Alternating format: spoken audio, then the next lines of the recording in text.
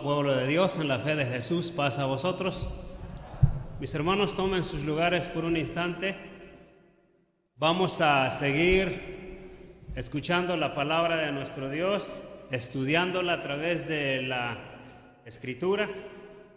En esta hermosa tarde ya, primeramente, le doy gracias al Creador de los cielos y de la tierra por la vida y por la salud, y también gracias a cada uno de ustedes que busca al Señor para día a día crecer en sabiduría y así también le pueda dar honra y gloria a Dios al Señor con cada una de sus acciones.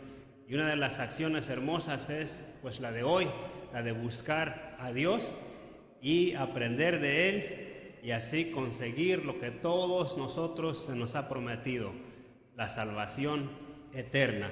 Mis hermanos, la predicación de esta tarde, de esta tarde, mis hermanos, es referente, mis hermanos, a la salvación eterna.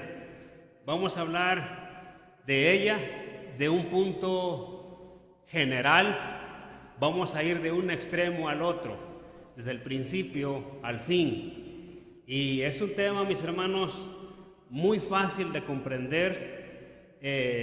Yo estudiando en la escuela con mi hijo en la casa, leía el párrafo donde dice que no te preocupes por lo que vas a decir. Y es muy cierto, mis hermanos. Yo pensando, ¿qué voy a predicar a la iglesia de Dios? Pero así vienen las ideas a montones a la mente y dicen, bueno, una de ellas es esta, la salvación. Ese es el tema de hoy, la salvación, y vamos a mirarlo de un punto general. Literalmente la vamos a mirar, simbólicamente, espiritualmente, y también vamos a mirar lo que nos lleva a lo eternal. Iremos rápido. Primero, para comprender todo el mensaje, vamos a mirar qué significa salvación en lo literal. De acuerdo a los diccionarios, mis hermanos, podemos mirar los diferentes sinónimos y significados de la palabra salvación. Una de ellas es liberación de un problema grave. La otra es liberación de un peligro o una situación muy difícil y complicada, o una enfermedad mortal. Esa es una situación difícil y complicada. Cuando alguien está muy enfermo y de repente va al doctor y recibe una cirugía, y eso lo vamos a mirar ya lo literal. Por ejemplo, en mi caso, puedo decir que hace 2004, hace algunos años ya atrás, puedo decir literalmente, el cirujano me salvó la vida. Así literalmente me operaron del corazón y pasaron unos años después y me dice la operación fue exitosa. Entonces, de ahí lo podemos mirar la salvación de una forma literal. También podemos mirar en otro ejemplo general o literal, el abogado ha salvado a muchas personas de muchos problemas. El abogado salva a las personas de ir a prisión. En otro punto general, miramos la salvación literalmente en la Escritura. Jehová, el creador del cielo y de la tierra, salvó a Elías del hambre y de la muerte literal. Recuerden que Elías estaba siendo perseguido por los profetas Baales para matarlo, pero viene la palabra de Dios a Elías y le dice, esto y esto debes hacer y tú vivirás. Y efectivamente Elías fue salvado literalmente del hambre y de la muerte. Y hay muchos ejemplos en la Escritura. Eliseo también fue salvo de la muerte de aquellos ejércitos poderosos que venían sobre él.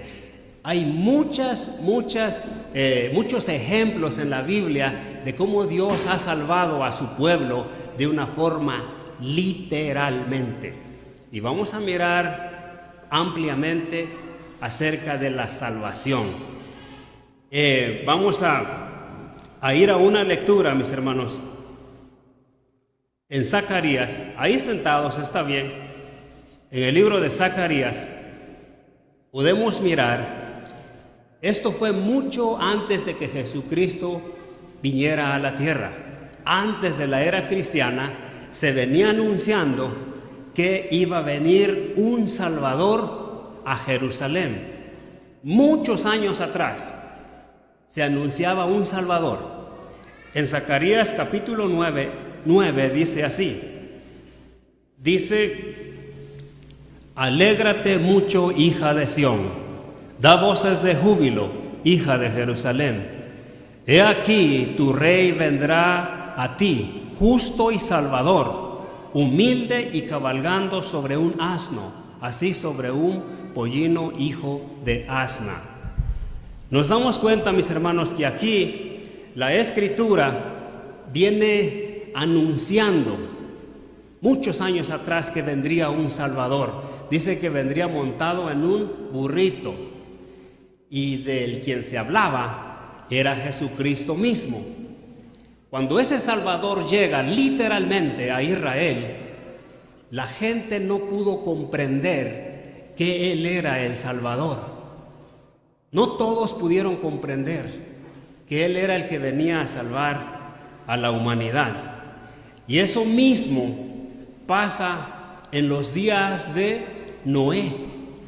Cuando Dios habla a Noé y dice: mira, va a venir una destrucción con un diluvio, mucha agua, y todos van a morir, pero también te anuncio la salvación, y tú tienes que decirle al pueblo qué es lo que debe hacer para que ellos puedan ser salvos. Y similarmente, mis hermanos, tampoco el pueblo en aquellos días comprendió lo que es la salvación, y como resultado de ello, solo Noé y su casa fueron salvados. Pasaron los días, mis hermanos, cuando ya literalmente nace el Hijo de Dios, Jesucristo. Dios anuncia fuertemente a través de la Escritura en Lucas 2:11, diciendo así: hoy en la ciudad de David les ha nacido un Salvador, que es Cristo el Señor. Literalmente el Salvador había nacido, y la Escritura dice que lo anuncia el Señor a través de un ángel. Pero aún con todo eso, la gente no entendió la salvación de Dios. Y hasta los días de hoy hay mucha gente que aún no ha comprendido lo que es la salvación de Dios. Y como resultado de ello, las iglesias están vacías, porque no han comprendido que ha venido un Salvador para ayudarles, para salvarlos de una vida eterna, de una muerte eterna. Entonces, mis hermanos, mirando esta realidad, nosotros debemos de poner mucha atención en lo que en lo que es la salvación. ¿Qué es lo que nos llevará a la salvación? Ha venido un Salvador. En el tiempo de Noé no lo comprendieron. Viene el Salvador en Israel, literalmente tampoco lo comprendieron. Y llega a los gentiles a los días de hoy, tampoco la gente ha comprendido. La pregunta del millón es: ¿por qué? ¿Por qué no ha comprendido? Y todos los días, o más bien todo el tiempo, se está predicando y la gente aún no ha comprendido. Bueno, también la otra pregunta sería: ¿por qué tenía que venir un Salvador? ¿Por qué? En un punto general, mis hermanos, mirándolo generalmente, vamos hasta la raíz. El Salvador tenía que venir por el pecado de Adán y Eva. La Escritura dice en la primera carta de los Corintios, capítulo 15, 21, dice: porque por cuanto la muerte entró por un hombre, también por un hombre la resurrección de los muertos.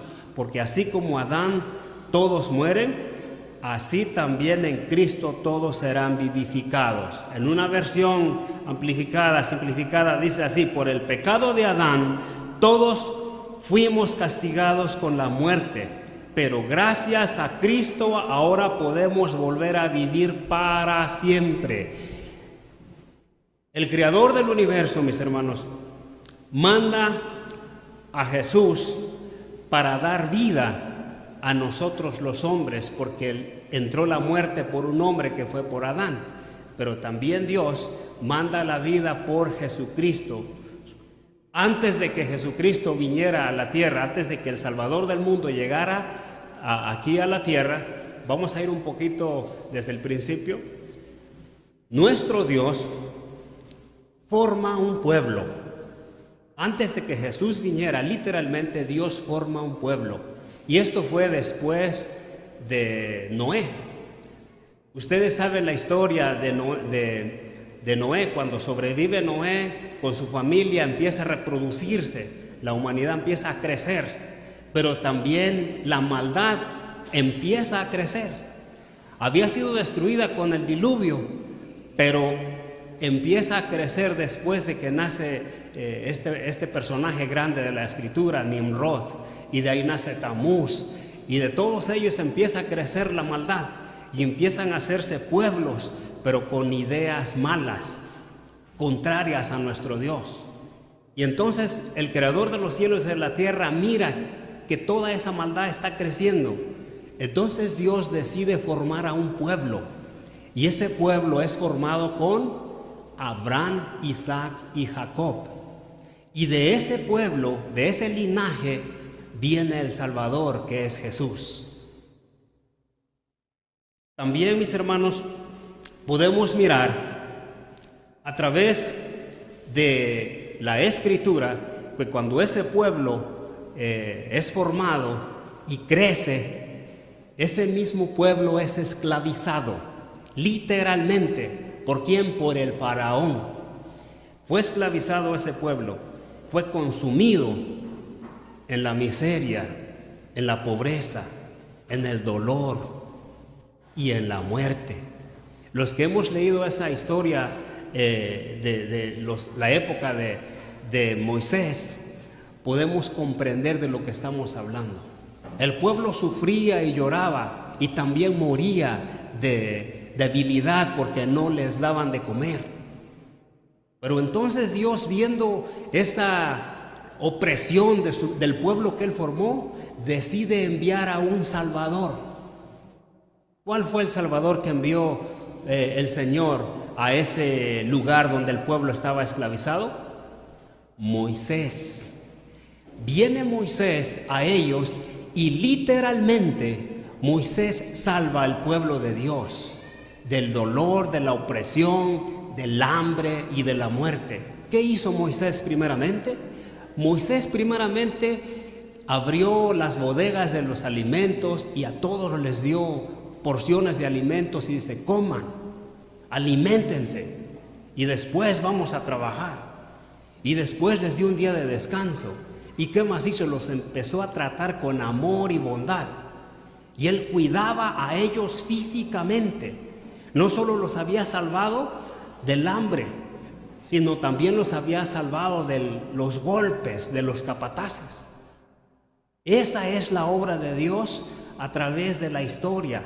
Envía a su Salvador y primeramente el Salvador los ayuda físicamente, literalmente. Y así estos hombres pueden mirar y dicen: wow, este hombre es el Salvador.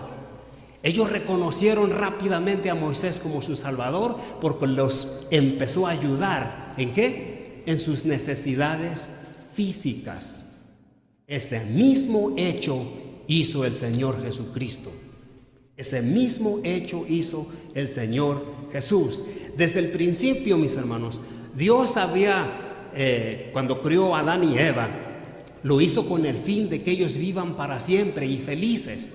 Pero por el pecado entró la muerte literal, la muerte eterna. Pero por amor a su creación, el Creador decide hacer un plan de salvación. Y entonces forma ese pueblo con Abraham, Isaac y Jacob, forma ese pueblo y en ese pueblo manda a aquel Salvador. Antes de Jesucristo llegó Moisés, salvando al pueblo de una forma literal. Y también la podemos comprender simbólicamente. Después viene el Salvador del mundo, que es Jesucristo. Y por ese plan de salvación que hizo Dios, ahora todos nosotros, los que vamos a morir porque la muerte entró por Adán y Eva, lo hermoso es que también Dios mandó la vida eterna. Y en el plan de salvación, cada uno de nosotros que entre a ese plan, vamos a morir literalmente, sí, pero también nos vamos a levantar y vamos a vivir eternalmente. Sí, ¿por qué? Porque así lo ha dicho el Señor. Pero ¿quiénes son los que van a vivir eternalmente? Aquellos que hayan comprendido y los que hayan entrado al plan de salvación. Y dijimos al principio, la gente no ha comprendido desde miles de años atrás, desde el diluvio, desde Jesucristo, han pasado 3000 años y la gente aún no ha comprendido. Y si no comprendemos esa parte de la salvación eterna, va a ser muy difícil que podamos llegar a ella. También, mis hermanos, podemos mirar en los tiempos de hoy, a través de la vida literal, cuánta gente está oprimida en el dolor, en una enfermedad. ¿En qué más? En un vicio, literalmente, en drogas, alcohol. Y hay muchas drogas, no me alcanza el tiempo de mencionarlas. Y mucha gente está oprimida por ellas. Y si el Señor Jesucristo vino a salvar a la humanidad y llevarlos a una vida eterna, ¿cuál es la función de Él primeramente? Bueno, de acuerdo a la Escritura, mis hermanos, nuestro Dios envía a Jesús haciendo la misma función que hizo Moisés. Moisés salva al pueblo primeramente de una forma literal. Lo salva del dolor, de una condición difícil. Jesucristo mismo, mis hermanos, hace esa misma función. Pero antes de que eso pase, antes de que eso llegue a la vida de las personas en lo literal, pues uno debe de conocer la historia para poder entrar a ese plan de salvación literal y eternal. La salvación, mis hermanos, mucha atención, la salvación eterna viene de una forma gradual, es por etapas. Y si nosotros podemos comprender las etapas de la salvación eterna, podemos mirar de la forma literalmente cómo es gradual, entonces nosotros podemos mirar en dónde estamos nosotros, a qué distancia estamos de la salvación eterna. A través de la Escritura podemos mirar que Dios formó un pueblo con leyes, con estatutos, con mandamientos, para que ese pueblo le fuera un pueblo diferente de todos los pueblos, para que ese pueblo fuera un pueblo singular, dice la Escritura. Y ese pueblo fue formado por Abraham. Y en ese pueblo entra la bendición literal, la bendición material y la bendición espiritual y la bendición también eternal. ¿Por qué? ¿Por qué la espiritual? Porque de ese pueblo viene Jesucristo. De ese pueblo empieza la instrucción. Porque Dios, cuando forma ese pueblo, les da leyes para que sea un pueblo instruido. Y un pueblo instruido puede conseguir muchas cosas. Y eso es lo que enseña Abraham. ¿Cómo formó Dios a ese pueblo? Dice la Escritura en Génesis capítulo 12, 1, 2, para que podamos entender todo el mensaje, cómo formó el pueblo nuestro Dios. Dice: Jehová había dicho a Abraham: vete de tu tierra y de tu parentela y de la casa de tu padre a la tierra que te mostraré. Y haré de ti una nación grande, y bendecirte he, y engrandeceré tu nombre, y serás bendición. Y bendeciré a los que te bendijeren, y a los que te maldijeren maldeciré. Y en ti serán benditas todas las naciones, todas las familias de la tierra. Si se dan cuenta, mis hermanos, que por Abraham entra la bendición literal, material, espiritual y también la eternal, porque de él viene el Señor Jesucristo. Veamos literalmente, mis hermanos, cómo llega la salvación a ese pueblo. ¿Cuándo llega? ¿Por qué llega? Dice la Escritura al pueblo de Dios, literal, cuando estaba oprimido por el faraón. Dice la Escritura, mis hermanos, en Éxodo capítulo 2, 23, dice: muchos años después murió el rey de Egipto. Para que entiendamos, mis hermanos, antes de que este rey muriera, el pueblo era favorecido por el rey. Recuerden que José el soñador era aquel que era el encargado de todo Egipto, y ese rey favorecía al pueblo. Pero después de que ese rey muere, dice, sin embargo los israelitas seguían quejándose, pues sufrían mucho como esclavos. Pero Dios vio su sufrimiento y escuchó su grito de dolor, y se acordó del pacto que había hecho con los antepasados israelitas, es decir, con Abraham, Isaac y Jacob. Y entonces envía a Moisés a salvar a su pueblo, mis hermanos, y literalmente ellos los liberan, mis hermanos, de esa esclavitud de dolor. Y eso es lo que nosotros debemos comprender, que la salvación viene por etapas. Ahí miramos cómo Dios obra poderosamente a través de Moisés, salvando al pueblo de una forma literal. Entonces, mis hermanos, pasan los días y llega el Señor Jesucristo, y Él viene a salvar al pueblo de una forma espiritual, pero antes empieza con lo literal. Pero la diferencia de Jesucristo es que lo hace de una forma individual. ¿Cómo es eso? Viene a salvar a todo aquel que por fe dispone su corazón a cambiar. Por fe dispone su corazón para cambiar. A ese es el primero que Jesucristo va a salvar. En la Escritura, mis hermanos, podemos mirar en la Escritura, mis hermanos, la salvación de Jesucristo cuando viene a Israel. Dice la Escritura en Lucas 19:10, dice: porque el Hijo del Hombre vino a buscar y salvar lo que se había perdido. El Hijo del Hombre, que es Jesucristo, viene a salvar, primeramente, dice, lo que se había perdido. ¿De qué manera empieza Jesucristo a salvar lo perdido? ¿De qué manera? A través de la lectura, a través de la historia de Jesucristo, podemos mirar que Jesucristo viene a salvar lo perdido de una forma amorosa. Empieza a amar y ayudar y a instruir a la gente que dispone su corazón, porque no lo hace con todos, o no funciona en todos. Solo aquel que dispone su corazón a cambiar y a crecer y a sanar en lo físico y en lo espiritual. A través del Evangelio de Jesucristo, mis hermanos, nosotros sabemos, porque hemos leído mucho la Escritura, hemos podido mirar que Jesucristo empieza la iglesia con gente ordinaria, con gente enferma físicamente, con gente enferma mentalmente. Pero antes de que ellos formen parte de la iglesia, Él los ayuda, Él los salva de esas enfermedades, Él ayuda en esas necesidades.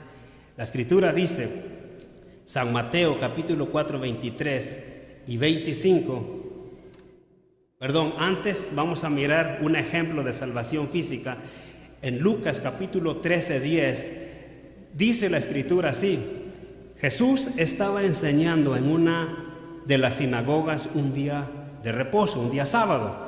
Y había allí una mujer que durante 18 años había tenido una enfermedad causada por un espíritu y estaba encorvada y de ninguna manera se podía enderezar. Cuando Jesús la vio, la llamó y le dijo: mujer, has quedado libre de tu enfermedad. Y puso las manos sobre ella y al instante se enderezó y la mujer glorificó a Dios. Aquí, mis hermanos, podemos mirar la salvación que llegó a esta mujer. Primeramente, el Señor tocó su físico y la sanó, la enderezó. Y esta mujer, viendo a Jesús, y dijo: gloria a Dios. Y como consecuente de esa salvación física, de esa salvación, de esa enfermedad, de esa salvación literal, como consecuente empieza lo espiritual. ¿Cómo es eso? Cuando esta mujer mira esa acción poderosa que hizo Jesús en ella, entonces ella empieza a glorificar a Dios, empieza a alabar a Dios, porque había sido salva físicamente. Y esta salvación, mis hermanos, es la que hace que la gente empiece a agradecerse con Dios, aunque no todos. Podemos mirar en la Escritura también lo opuesto. Jesús vino, mis hermanos, y liberó a esa mujer de esa situación física. También podemos mirar muchos hechos de Jesucristo, que en una ocasión también había una mujer que estaba a punto de morir a pedradas. La iban a matar a pedradas. Pero Jesús viene y se da cuenta de lo que la gente iba a hacer con ella. Jesús salva a esa mujer de esa muerte literal. Y como consecuente y como resultado de esa salvación que recibe esa mujer, voltea a Jesús y empieza a seguir a Jesús. Y sucesivamente Jesucristo fue salvando a mucha gente de condiciones físicas. Y esa gente que iba siendo salvada físicamente empezaba ¿a qué? A añadirse a la iglesia de Dios que Jesucristo iba formando. Y pasaron los días y Jesucristo ya traía a muchísima gente con él. Y toda esa gente que Jesús traía con él había sido restaurada de algo físico. Había sido salvada de algo material, de algo que los estaba agobiando, de un problema muy complicado, muy difícil que por muchos años llevaban. Y viene el Salvador del mundo y salva a estas personas primeramente en lo literal, en lo físico. Y como resultado, estas mujeres y estos hombres empezaron a servir a Jesucristo. Y entonces la consecuencia de esa acción ahora viene lo espiritual. Y después de lo espiritual, las acciones espirituales que esta gente hace, ¿qué creen? De ahí viene la vida eterna. No puede ser de un extremo a otro.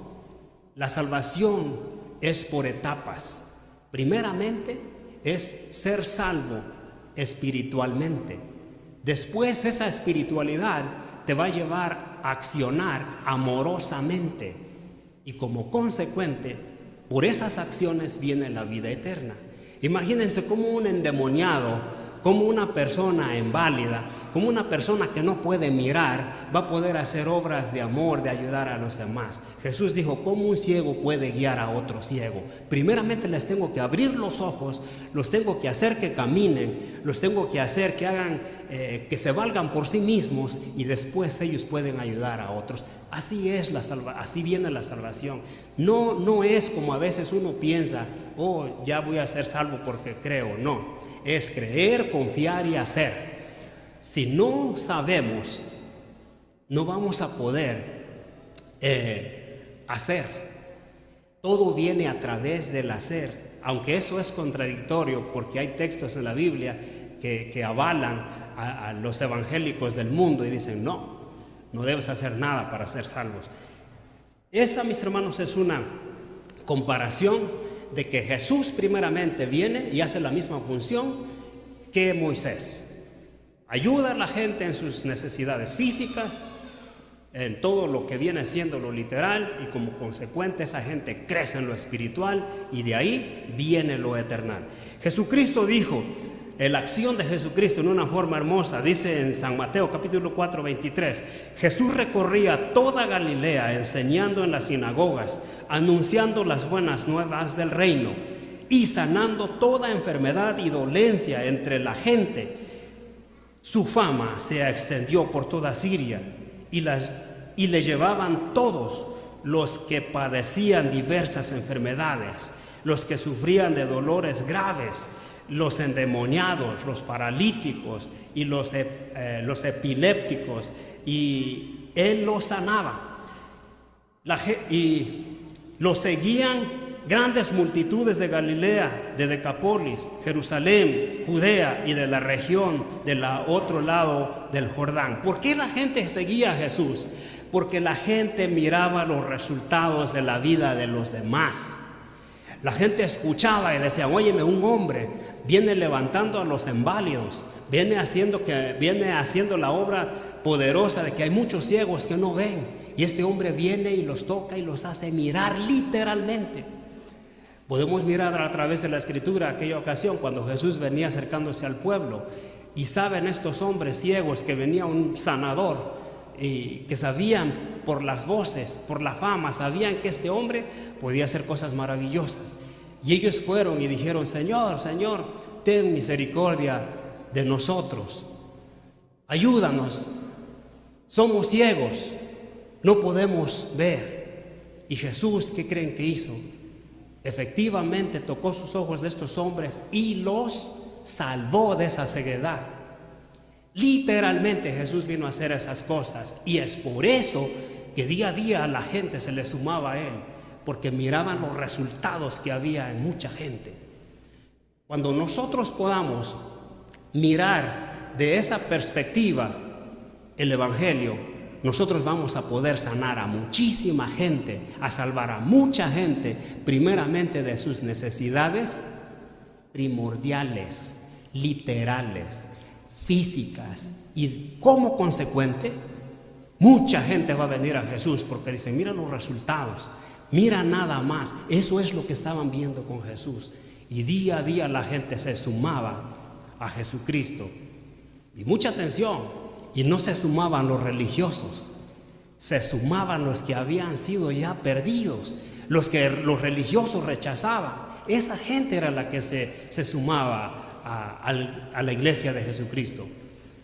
Eso es lo que nosotros debemos de tener mucho cuidado, poner mucha atención a quienes creen que nosotros podemos ayudar primeramente. A la gente que está bien, no, mis hermanos, Jesucristo mismo dijo, no vine a los sanos, vine a los que están enfermos, y lo dijo de una forma literal, espiritual y simbólica. Porque podemos mirar a través de estos hechos, dice que los endemoniados, los lunáticos, los epilépticos. ¿Qué quiere decir eso? Gente que no está pensando bien. Un epiléptico, un endemoniado no está pensando bien, y como consecuencia de eso no está obrando bien, no le está yendo bien. Y ahí nosotros debemos de hacerle saber lo que el Señor Jesucristo dijo en Lucas 4:18. El Espíritu del Señor está sobre mí porque me ha consagrado, me ha ungido para llevar buenas noticias a los pobres. Me ha enviado a anunciar libertad a los presos y dar vista a los ciegos, a poner en libertad a los oprimidos. Cuando Jesucristo manifiesta lo que Él puede hacer, la gente pone atención y mirando los hechos literales, y dijo, efectivamente, es cierto lo que este hombre está diciendo. ¿Cuántos ciegos han abierto los ojos? ¿Cuántos endemoniados han sido liberados de esos satanáses que estaban oprimiendo sus vidas? Eso dice la Escritura, mis hermanos. Aquel hombre que andaba corriendo por los panteones, llamado Legión, era una persona que había sido atormentada por el Satanás. Era una persona que andaba, no pensaba bien, la gente le tenía miedo.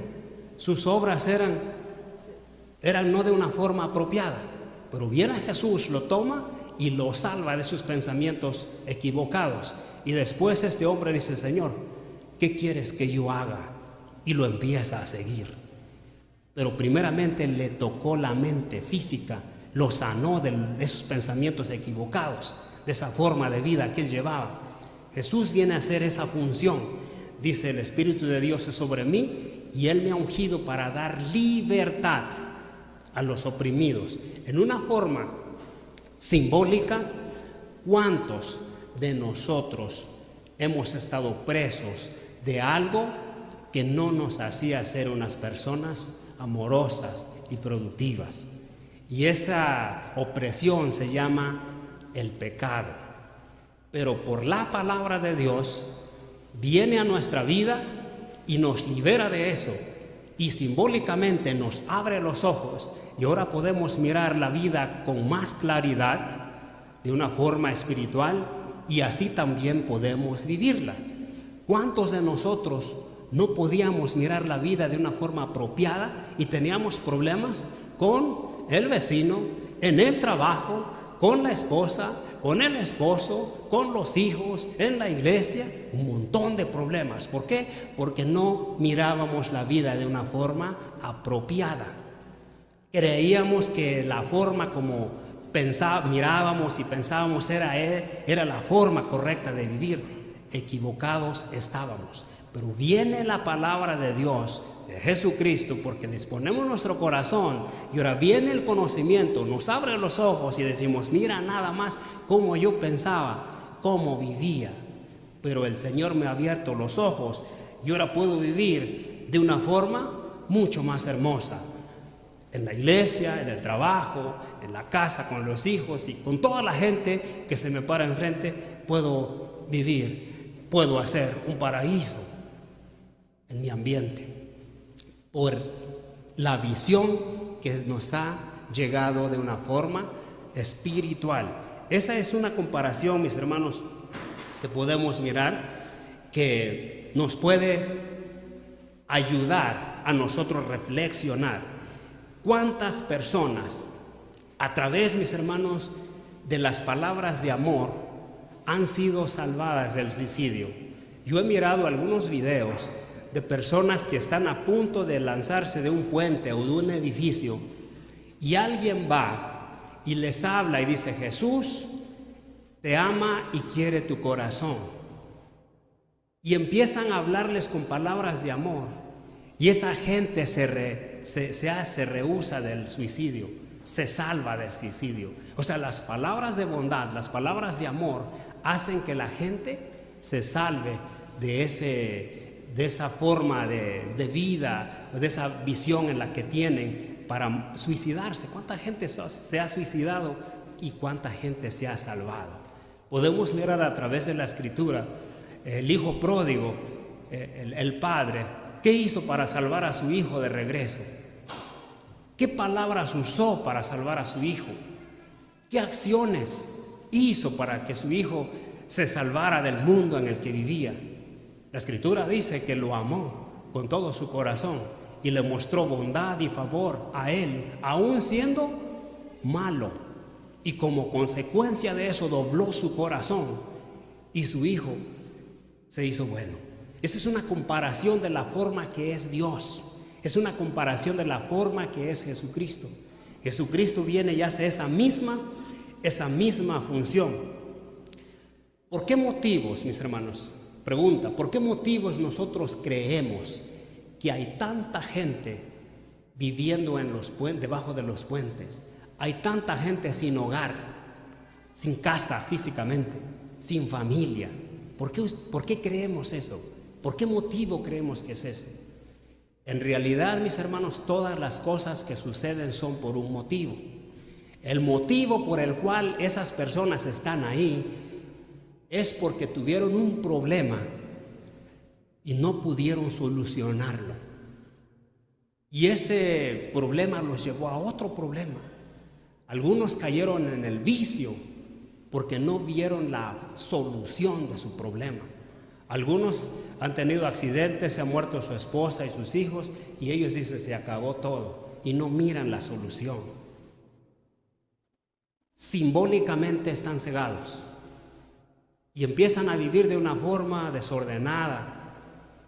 Ya no se cuidan ni físicamente, mucho menos espiritualmente.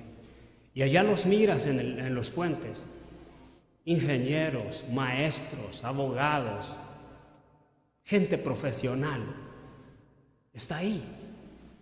¿Por qué? Porque vino un problema y por no vivir una vida espiritual no pudieron solucionarlo. Alguien preguntará de ustedes, ¿cómo solucionamos ese problema? Es a través de las armas de Dios. ¿Cuáles son las armas de Dios? La Escritura dice que las virtudes de Dios son el amor, la fe, la paciencia, la bondad. ¿Qué más? La compasión, la inteligencia. La gente que pasa por estos problemas no está mirando esas armas, no echa mano de ellas porque no las ve. Pero alguien que viene y les habla de Jesucristo, y mucha gente de esos que están allá en la calle, debajo de los puentes, ha sido salvada de esa condición. Y ahora solo que cuentan, yo estuve viviendo allá, pero ahora Dios me ha salvado de esa condición y ahora tengo una familia y he recuperado todo y estoy bien. ¿Por qué? Porque llegaron las palabras poderosas de bondad para salvar su vida. Ahora, todos aquellos que son vencidos, o más bien si nosotros queremos luchar con el yo, con lo que yo tengo y no soy espiritual, esa batalla yo la voy a perder. Primeramente, para vencer literalmente debemos de vencer el yo, y tiene que entrar lo espiritual en uno, y cuando entra lo espiritual en uno hay solución para todo. La Escritura dice en los tiempos antiguos que había un rey que puso su corazón a Dios. Él pudo vencer el yo. Él siempre que tenía un problema, él se lo demandaba a Dios. Había otros reyes que hacían lo opuesto, pero este rey puso en su corazón, de hecho dice la Escritura que él mencionaba a su pueblo, decía a su pueblo así en Crónicas, el segundo libro de Crónicas, capítulo 29. Este rey era el rey Josafat. El rey Josafat, ustedes saben que él tuvo una victoria, pero antes de esa victoria él triunfó en sí mismo primeramente. Lo espiritual triunfó en él.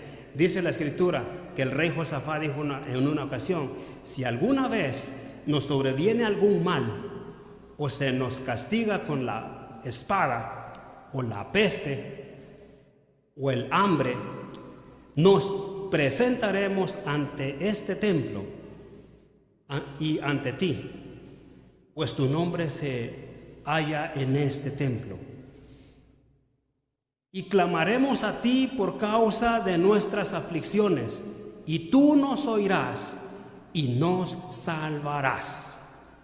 Literalmente, el rey Josafat dijo estas palabras: un día vamos a tener un grande problema y vamos a estar en grandes dificultades y vamos a estar a punta de la espada, y entonces vamos a venir al templo a clamar a ti que nos ayudes, y estamos seguros que nos vas a escuchar y nos vas a salvar. Una persona que ha vencido el yo mismo piensa, habla y actúa como este rey. En el problema más difícil yo voy a poner mi corazón a Dios. Efectivamente pasaron los años. Cuando el rey Josafat recibe unas malas noticias, dice que sus mensajeros vinieron a él, al rey Josafat, diciéndole: mi señor rey, vienen 3 ejércitos muy poderosos. Los moabitas, amonitas y ¿quiénes más? Los amonitas vienen a destruirnos. El rey Josafat, dice la escritura, segundo libro de Crónicas 20, 3 al 6, dice: y Josafat tuvo miedo y se dispuso a buscar al Señor y proclamó ayuno a todo Judá. Y se reunió Judá para buscar ayuda del Señor. Aún de todas las ciudades de Judá vinieron para buscar al Señor. Entonces Josafat se puso en pie en la asamblea de Judá y de Jerusalén, en la casa del Señor, delante del atrio nuevo. Dice, y dijo al Señor: Dios de nuestros padres, ¿no eres tú Dios en los cielos y no gobiernas tú sobre todos los reinos de las naciones? En tu mano hay poder y fortaleza y no hay quien pueda contra ti. Esas palabras que dijo el rey Josafat escucharon todo el pueblo, y el pueblo se animó cuando el rey habló así: Señor, nosotros creemos que tú eres un Dios muy poderoso y que no hay nadie que pueda contra ti. Nosotros clamamos a ti y tú nos vas a ayudar. Y efectivamente la escritura dice, mis hermanos, que allá de la multitud sale una voz y dice: esto es lo que debes hacer para obtener la victoria. El Señor dice que hagas esto y esto y esto. ¿Y qué hizo el rey Josafat? Él escuchó esa voz e hizo conforme se le había dicho, y así el rey Josafat tuvo la victoria junto con todo su pueblo.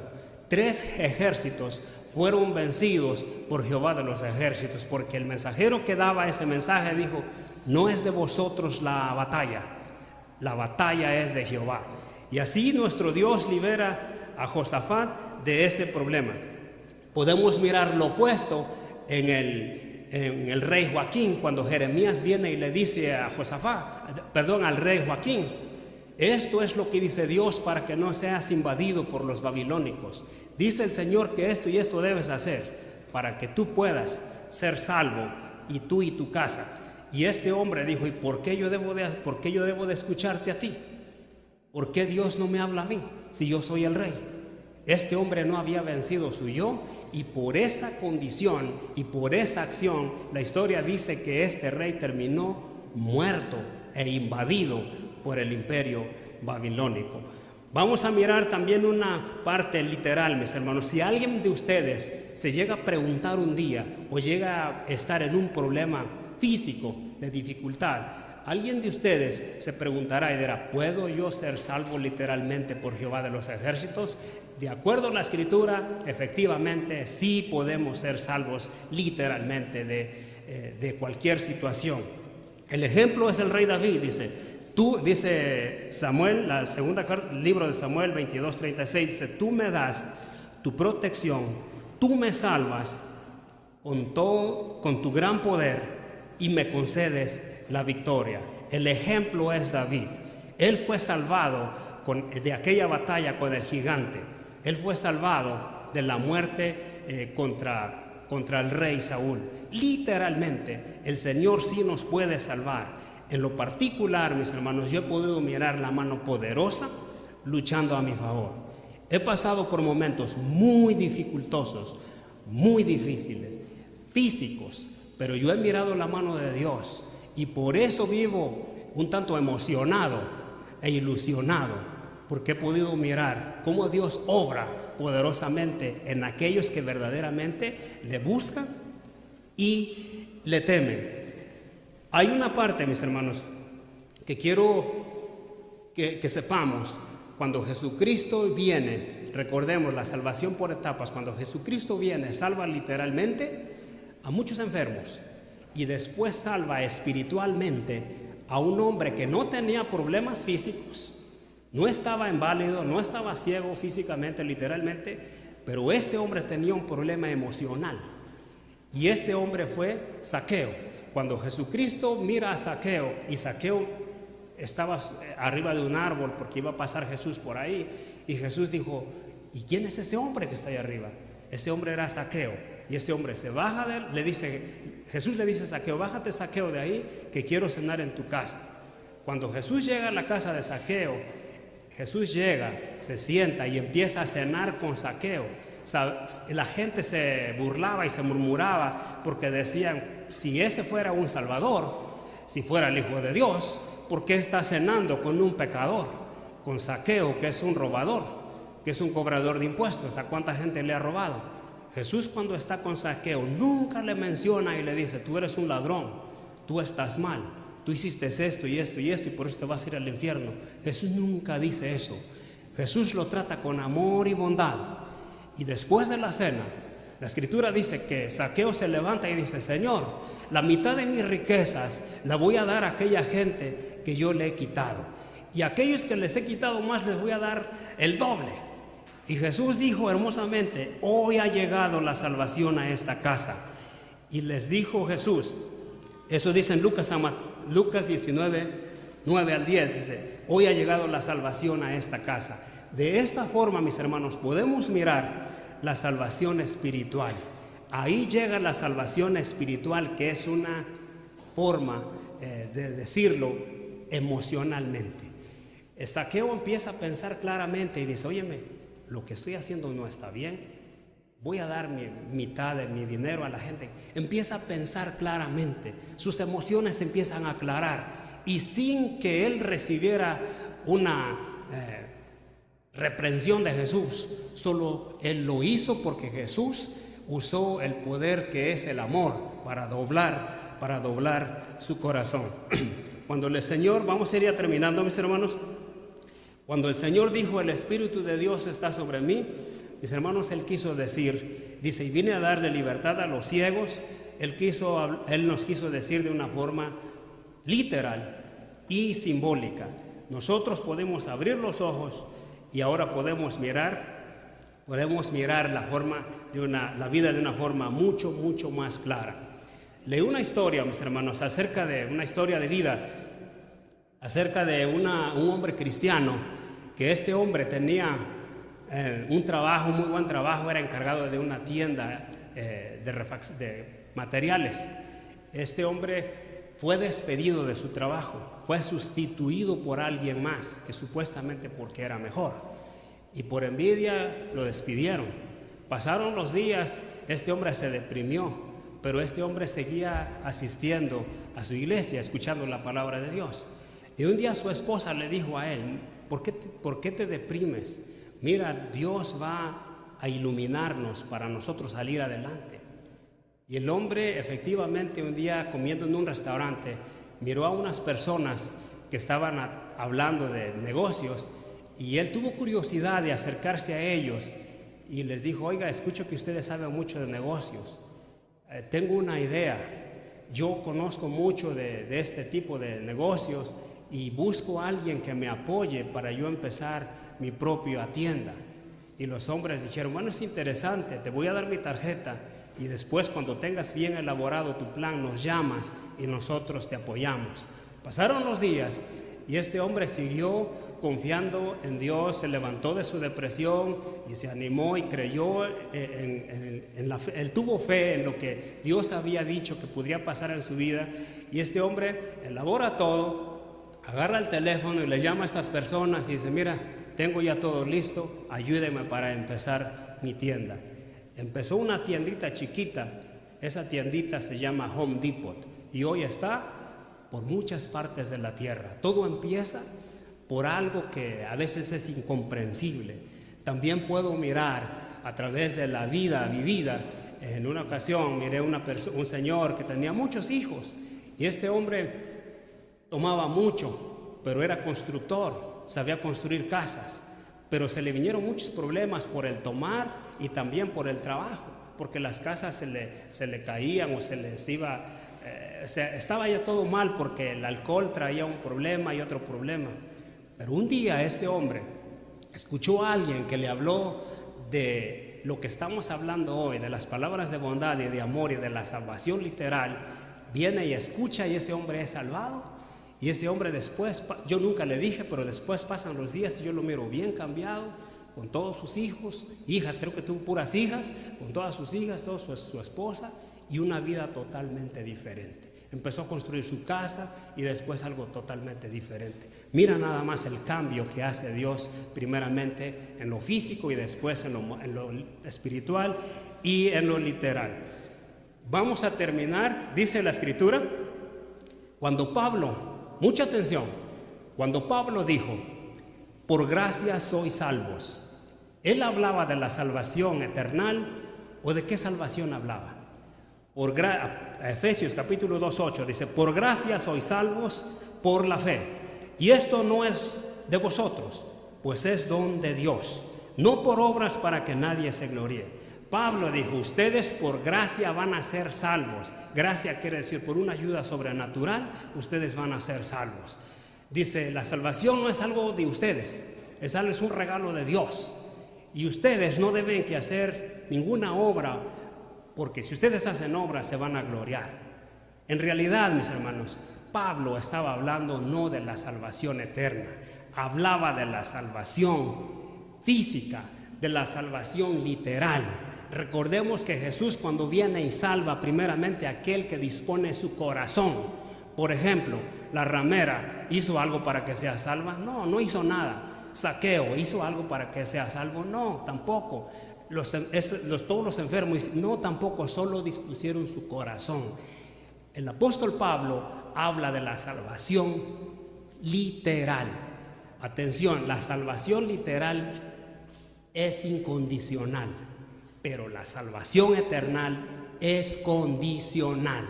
Para que seamos salvos eternamente debemos hacer algo. Si no hacemos ese algo, no vamos a ser salvos. La mayoría de los religiosos dicen, no debes hacer nada. Es un error. ¿Por qué es un error? Porque la salvación viene a través de las obras. Terminamos. Jesucristo dijo, pues tuve hambre y tú me diste, tuve hambre y ustedes no me dieron de comer. Tuve sed y ustedes no me dieron de beber. No tuve ropa, ustedes no me fueron a comprar mi ropa. Estuve en el hospital, ustedes no fueron a visitarme ni pagaron mis medicinas. No tuve un hogar, ustedes no me ayudaron con mi renta para un hogar. ¿Qué más? Tuve mucha hambre, ustedes no me compraron comida. Y porque ustedes no hicieron eso, ustedes se van a ir a la condenación eterna. Pero todos los que sí hicieron, sí me dieron de comer, sí me ayudaron, sí hicieron, sí visitaron a los enfermos, sí los apoyaron, sí gastaron su dinero para ayuda, alojamiento, sí ayudaron con eso. Todos los que sí hicieron eso, en otras palabras, todos los que sí hicieron esas obras de amor, ellos serán salvos. Y así lo dijo el Señor Jesucristo. Paz a vosotros.